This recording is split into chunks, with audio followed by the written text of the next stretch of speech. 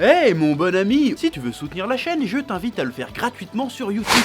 Tu regardes une petite pub de 30 secondes et ça nous fait gagner un peu de sous. Merci beaucoup et que la passion te guide. Ouais.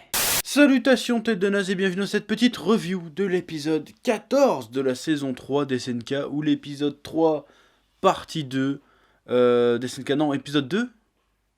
Attends, je bug. Non, c'est l'épisode 2, mais c'est l'épisode 14 de la saison. Épisode qui était plutôt cool, plutôt stylé. Un épisode qui, surtout, est là pour mettre en place, présenter les forces en présence et les différents enjeux de la bataille. Et ça le fait plutôt bien. Bon, j'ai vu se plaindre qu'il se passait pas grand chose dans l'épisode. J'ai envie de dire, quelque part, vous n'avez rien compris. J'ai envie de dire que là, on est dans une bataille qui va être hautement stratégique, hautement violente. Il faut contextualiser le bordel, faut pas juste dire c'est la bataille pour boucher la porte, parce que la porte est bouchée en fait du coup à cause du titan machin. Il faut qu'on replace les enjeux des différents personnages, des différentes entités, des différentes forces en présence. Et cet épisode le fait très bien. Bon, il y a juste les motivations du titan bestial qui sont pour l'instant assez floues. On entend juste Reiner dire ouais, il faut qu'on suive les ordres de notre général. Donc sous-entendu que le gros singe c'est leur général. Donc voilà. Donc épisode hautement rythmé, qui fait peser une ambiance assez lourde, assez pesante, assez angoissante, parce que jusqu'à présent, le plan, il l'explique, il se passe très bien, mais ce qui se passerait pas un peu trop bien, justement, il y a Armin qui est là, fait, pour l'instant ça se passe bien, mais on sait qu'il y a le titan colossal qui est planqué quelque part, et qu'au moment où il va sortir, là on risque d'être un peu dans la merde. Donc t'as cette tension, t'as ce suspense, t'as cette angoisse de tu sais pas ce qui va arriver. Et dans l'attaque des titans en général, quand tout se passe bien, c'est qu'il y a une couille pas loin, tu vois. Donc moi j'étais pris dedans tout le long de l'épisode, et en plus il y a eu quelques moments badass, on va en parler, oui. Alors déjà, premier moment badass, j'ai envie de te dire le coup de pression d'Erwin sur Reiner, sur le titan colossal. Le gars lui manque un bras, il est tout seul debout, il y a le titan qui est à 10 mètres, il reste le checker comme ça. Il bouge pas, impassible le gars. Et là, Reiner, il a un coup de pression, il fait merde.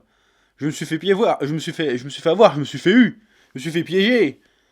Il en dit merde, est-ce que je bute les chevaux pour suivre le plan, ou est-ce que je poursuis Eren parce que notre objectif pour pouvoir rentrer chez nous quelque part, bah c'est de capturer Eren.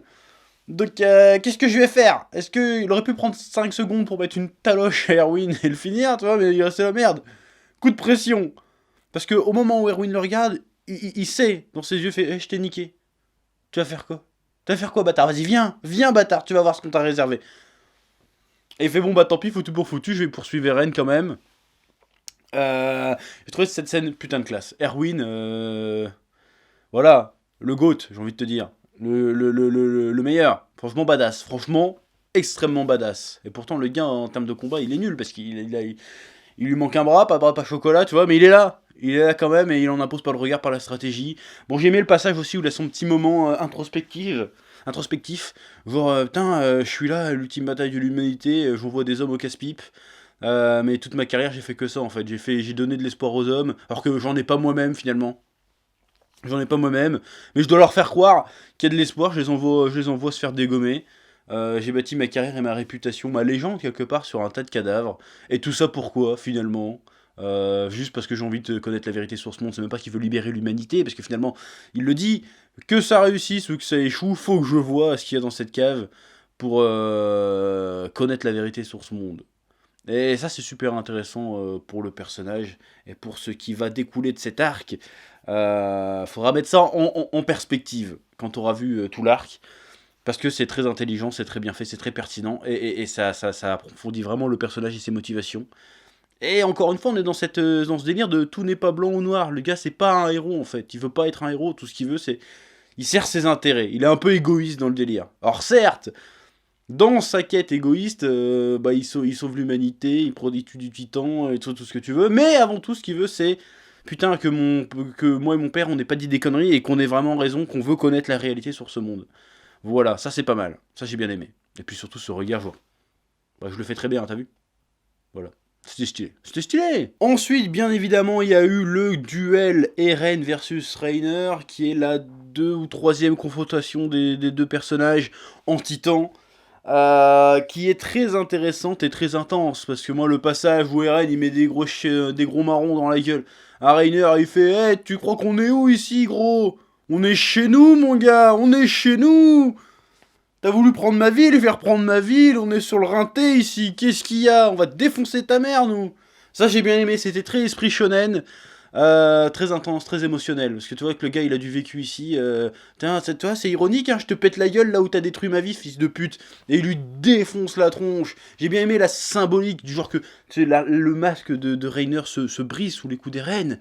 Genre, je t'ai percé à jour, enculé. T'as fait croire que t'étais mon pote, t'étais un peu un espèce de mentor, un modèle pour moi, mais en fait, t'étais un putain de traître, c'est à cause de toi que j'ai tout perdu ce jour-là, tu vois. Que ma vie c'est devenu de la merde. J'ai bien aimé, même dans le décor, quand ils se mettent des grosses patates et que tu vois les tuiles des toits qui s'envolent. Alors le toit il s'explose pas, mais les tuiles s'en vont. C'est genre, ah, je te mets à nu.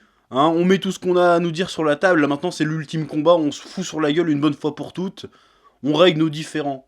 Voilà, il y a pas de masque, il y a pas de secret, rien du tout. C'est voilà, t'as détruit ma ville, je te nique ta mère. Et j'en ai rien à foutre que t'étais mon pote avant, je te nique ta mère aussi. T'es faible, face à ma colère, tu n'es rien, enfoiré de Rainer. Voilà, donc ça j'ai beaucoup aimé ce passage-là. J'ai trouvé ça méga stylé avec le doublage, avec la musique et tout. Et puis le coup des lances foudroyantes, il faut que je parle du coup des lances foudroyantes. Et pourquoi ils ont pas eu l'idée avant? Quelle arme magnifique, quelle arme fantastique. Franchement, j'ai beaucoup aimé le coup des lances foudroyantes et j'ai surtout aimé le passage où tout le bataillon d'exploration, bah, ils voient que ça marche, ils voient qu'ils peuvent one-shot Rainer si tu veux. Et ils hésitent, ils sont la merde. Là, si on fait notre coup, ça marche, on va buter notre ancien camarade qu'on aimait bien, qui était un bon vivant, un bon bougre. Et là, on va le niquer avec nos lances foudroyantes.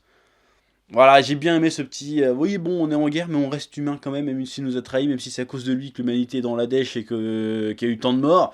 Et ben, à un moment donné, ça a été notre pote. Et ça, je trouve ça intéressant. Encore une fois, on est dans ce délire que tout n'est pas noir ou blanc. C'est un vaste nuance de gris. J'ai envie de te dire, ouais, c'est fait philosophe à deux balles, mais c'est un peu ça dans l'attaque des titans, et ça, j'aime bien. C'est tout en nuance. C'est intéressant. C'est intéressant, c'est palpitant. Moi, ça m'a palpité. Voilà, et surtout, la nouvelle arme est méga stylée. Et méga stylée, c'est méga stylé. Voilà, faut le dire. Oui. Bon, il y a quand même un petit problème avec ce début d'épisode, ce début de seconde partie de saison, c'est que j'ai l'impression, en tout cas j'ai eu le sentiment, que les titans ordinaires n'étaient plus aussi menaçants qu'avant. Ne représentaient plus un aussi grand danger. Parce qu'en fait, il nous a montré tellement de titans extraordinaires qui étaient intelligents, qui étaient vraiment vicieux, qui avaient des pouvoirs spéciaux, qui étaient réellement dangereux, un level génocide, tu vois, que quand tu vois un titan de 3-4 mètres qui marche comme un gogol, qui fait Mathieu Charo à un moment donné, tu te dis, bah finalement ils sont plus si effrayants en fait, en comparaison du bestial qui te balance des montagnes sur la tête et du colossal qui peut raser une ville en un coup de pied comme on voit dans le générique. Ils sont plus si impressionnants en fait, et tu ressens plus cette terreur immédiate des titans. Pourtant il y en a plein, et pourtant j'ai pas eu peur pour les personnages qui chassaient les petits titans pour protéger les chevaux. Bon déjà parce qu'il y avait Rivaille dans le délire, mais j'ai pas eu peur pour les personnages. Et ça, peut-être que la magie des titans, enfin la terreur qu'inspire les titans est en train de passer. Ben, quand tu connais la suite de l'histoire, tu te dis finalement c'est pas si grave.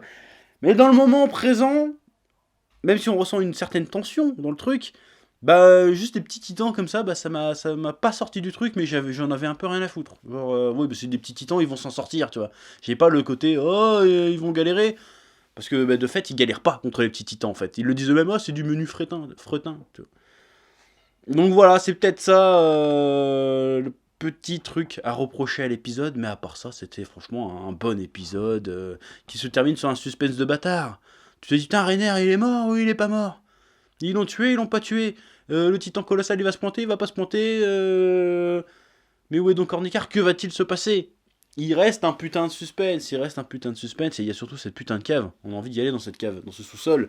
On veut savoir ce qu'il y a dedans. Bon, moi je sais ce qu'il y a dedans, mais je vais pas te le dire.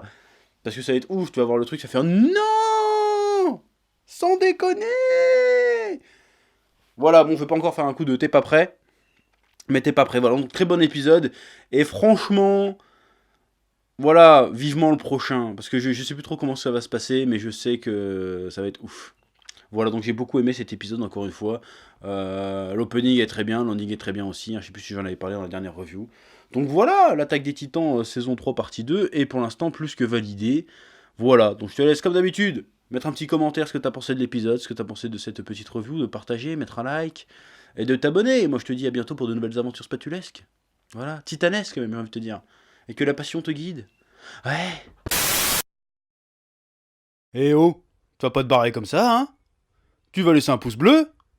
Un petit pouce bleu, hein? Puis tu regardes aussi les autres vidéos? Parce que voilà, tu t'abonnes? Ouais? Ouais.